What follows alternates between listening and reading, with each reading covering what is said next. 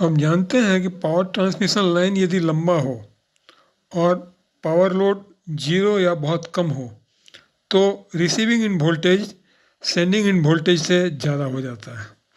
इसे फेरेंटी इफेक्ट के नाम से भी जानते हैं। इस वीडियो को लाइक करें, कमेंट करें, शेयर करें और सब्सक्राइब करें। एक इम्पॉर्टेंट वीडियो है। पावर ट्रांसमिशन लाइन के थ्रू जब कोई करंट फ्लो करता है तो यदि इस करंट की क्वांटिटी कम हो या जीरो हो तो ये पावर लाइन का ये इंसुलेटर्स जो है ये चार्ज हो जाता है।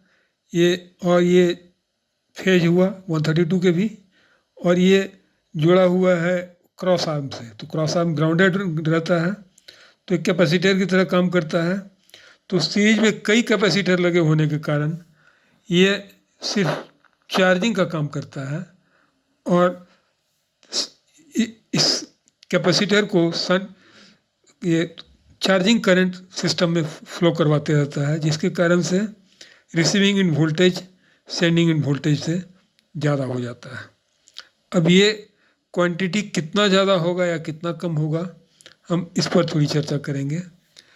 मान लिया Vs सेंडिंग इन वोल्टेज है, Vr रिसीविंग इन वोल्टेज है, तो एम्पेरिकली यदि व्यवहारिक रूप में यह देखा गया है कि रिसीविंग इन वोल्टेज जो होता है, ये एम्पेरिकल फार्मूला है, sending end voltage divided by cos alpha.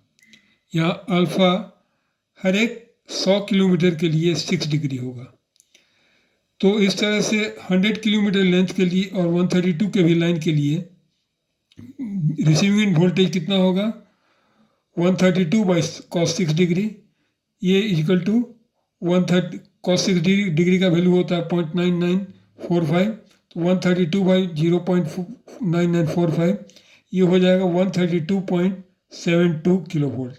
इसी तरह 200 किलोमीटर लेंथ यदि हो 132 के भी लाइन के लिए तो रिसीविंग इन वोल्टेज क्या होगा, 132 बाई कॉस 12, कॉस 12 का वैल्यू होता है 0.9781, तो ये 132 divided by 0.9781 this is equal to 134.94 K we, यानी कि 200 के वी का यदि लाइन हो तो